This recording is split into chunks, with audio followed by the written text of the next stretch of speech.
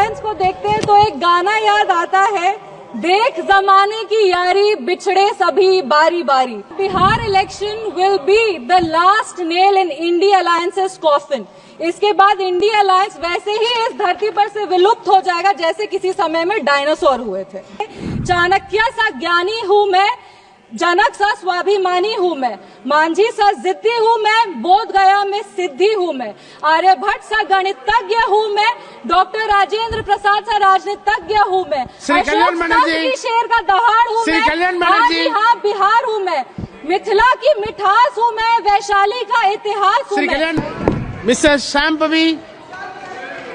शांभवी,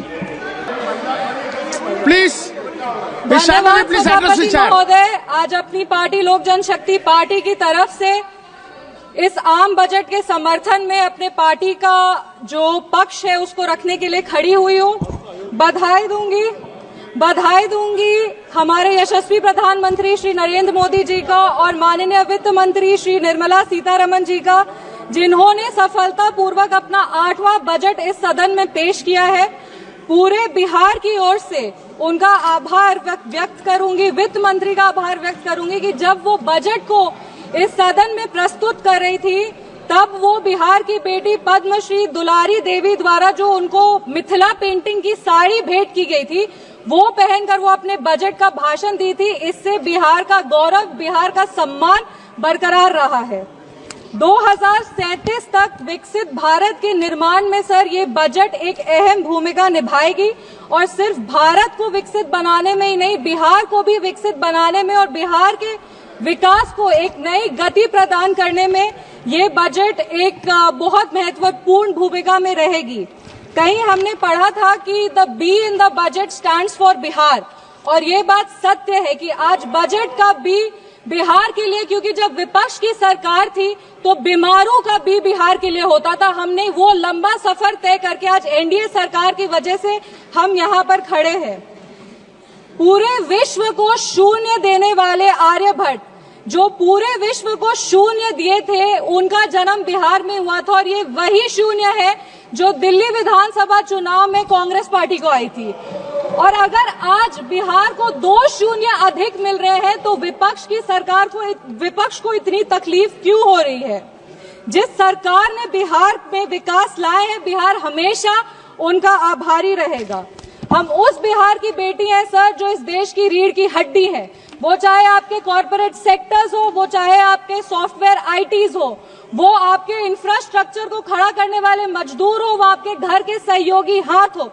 हर घर में सर एक बिहारी है, आपके घर को घर बनाने वाला आदमी बिहारी है। बिहार का उत्थान अब अडिग है और बिहार के विकास में अब कोई भी बाधा नहीं आएगी। रीजनल फेवरेटिज्म की बात करते हैं सर, 2004 में डीएमके पार्टी के समर्थन के लिए तमिल को क्लासिकल लैंग्वेज घोषित कर दिया गया था और उसके लिए एक यूनिवर्सिटी की स्थापना भी की थी। तब बिहार वासी को और बिहारियों को कोई दिक्कत नहीं था, पर आज जब बिहार को ज्यादा मिल रहा है तो विपक्ष को इतनी तकलीफ क्यों हो रही है? बिहार में आज जीडीपी का मतलब है ग्रॉस डोमेस्टिक प्रोडक्ट, बट जब विपक्ष की सरकार थी तो बिहार में जीडीपी का मतलब था गुंडागर्दी, डकैती और पॉवर्टी। हम बिहार में जमीनी स्तर पे काम करते हैं, इन लोगों ने बिहार में जमीन हड़पने के लिए काम किया है। हम दोनों में बस यही अंतर है। संविधान विरोधी कहते हैं और नेता प्रतिपक्ष भी जब राष्ट्रपति अभिभाषण के धन्यवाद प्रस्ताव में बोल रहे थे तो जितने बार उन्होंने भारत का नाम नहीं लिया था उससे ज्यादा वो चाइना के बारे में बात कर रहे थे। और ये इनका एक ट्रेडिशन रहा है कि चाइना के मॉडल से ये बहुत प्रभावित रहते। नेशनल एडवाइजरी काउंसिल भी चाइना से प्रेरणा लेकर के ही स्थापित की गई थी। हम राहुल गांधी जी को बस यही कहना चाहेंगे, राहुल गांधी जी, ज्यादा चीनी देश के लिए और सेहत के लिए, दोनों के लिए हानिकारक है। इंडिया अलायंस को देखते हैं सर तो एक गाना याद आता है, इंडिया अलायंस को देखते हैं तो एक गाना याद आता है, देख जमाने की यारी बिछड़े सभी बारी बारी। और Bihar election will be the last nail in India alliances coffin. इसके बाद इंडिया अलायंस वैसे ही इस धरती पर से विलुप्त हो जाएगा जैसे किसी समय में डायनासोर हुए थे। अगर हम बजट की बात करें तो वित्त मंत्री जी ने 50 लाख करोड़ का बजट दिया है, जिसमें 11,21,000 जो है वो कैपिटल एक्सपेंडिचर है। ये हमारे देश के निर्माण में एक अहम भूमिका निभाएगी। वित्त मंत्री जी ने अपनी भाषण की शुरुआत ही सरकार के एफर्ट्स को रेखांकित करते हुए कहा कि इस बजट का फोकस्ड ग्रोथ पे है, इंक्लूसिव डेवलपमेंट पे है, प्राइवेट सेक्टर इन्वेस्टमेंट पे है और enhancing spending power of India's riding middle class पे है। ये बजट एक गाइडिंग फोर्स के रूप में अपने आप को स्थापित करेगा और ये इस बजट का ही परिणाम है कि इतने ग्लोबल अनसर्टेनिटीज के बावजूद भी हमारा देश एक फास्टेस्ट ग्रोइंग इकोनॉमी है। Sir, I am the only speaker from my party. मेरे को अपनी बात पूरी करने का पर्याप्त समय मिलना चाहिए। No nation can prosper without respecting its farmers. किसान हमारे अन्नदाता है। अन्नपूर्णा देवी का साक्षात स्वरूप हमारे किसान है। काफी सारी ऐसी योजनाएं जो आत्मनिर्भर विचारधारा से किसानों को सशक्त करने के लिए लिया जा रहा है।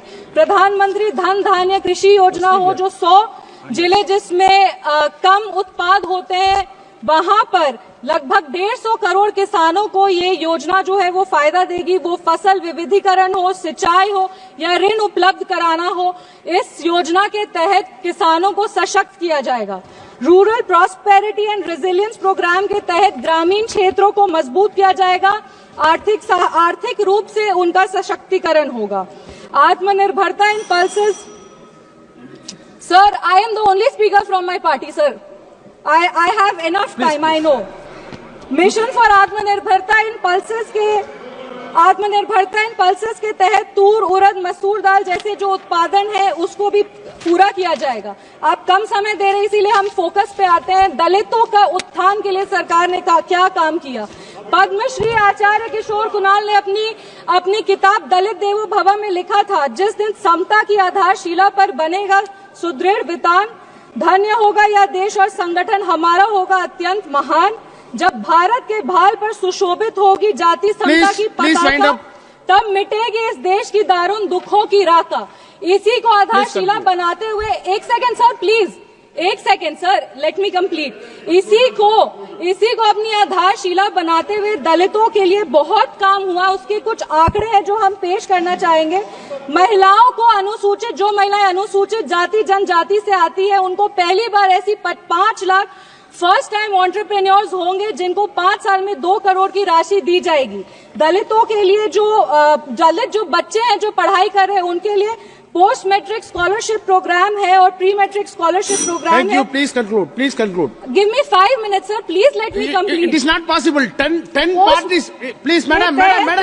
10 parties together have been allotted only 17 minutes. Already you took 7 minutes. Post matric scholarship scheme के तहत 2024 में लगभग 4.5 लाख ऐसी छात्रों को 5 करोड़ की छात्रवृत्ति वितरित की गई है और प्री मैट्रिक स्कॉलरशिप स्कीम के तहत 18 लाख छात्रों को 437 करोड़ की राशि दी गई है। सर, अनुसूचित जनजाति बिहार में लगातार जातियों को सिर्फ राजनीतिक लाभ के लिए इस्तेमाल किया गया था जब विपक्ष की सरकार थी। इंदिरा गांधी जी बेलची गांव गई थी हाथी पे चढ़कर, उसके बाद भी उन्होंने सिर्फ और सिर्फ उनके लाभ के लिए दलितों को प्रताड़ित किया गया। जब लालू यादव जी आज समाजवाद पे बहुत लंबे भाषण देते हैं, पर ये बात सत्य है कि अगर सबसे ज्यादा दलित को प्रताड़ित किया गया था तो वो उन्हीं की शासनकाल में किया गया था। हम अपने राष्ट्रीय अध्यक्ष श्री चिराग पासवान जी का आभार व्यक्त करते हैं, जिनके प्रयासों सर 5 मिनट्स जिनके प्रयासों के वजह से आज निफ्टन जैसे जो इंस्टीट्यूट है वो बिहार में आ रहे हैं और आने वाले समय में बिहार ईस्टर्न हब में एक जो फूड प्रोसेसिंग है उसका एक नोड बनेगा। आईआईटी पटना को विस्तृत किया जाएगा। Sir 2 minute. Thank you. Sir please 4 पंक्ति पढ़कर हम अपने वाणी को विराम दे रहे हैं। सर, बिहार के गौरव को और बिहार की जो इतिहास रहा है उसको बार बार इस सदन में उछाला जाता है। बिहार के खिलाफ कई सारी बात विपक्ष कहते हैं। 5 पंक्ति सर हम पढ़ेंगे। चाणक्य सा ज्ञानी हूं मैं, जनक सा स्वाभिमानी हूं मैं, मांझी सा जिद्दी हूं मैं, बोध गया में सिद्धि हूं मैं, आर्यभट्ट सा गणितज्ञ हूं मैं, डॉक्टर राजेंद्र प्रसाद सा राजनीतिज्ञ हूं मैं, शेर का दहाड़ हूं मैं, हाँ बिहार हूं मैं, मिथिला की मिठास हूं मैं, वैशाली का इतिहास हूं मैं,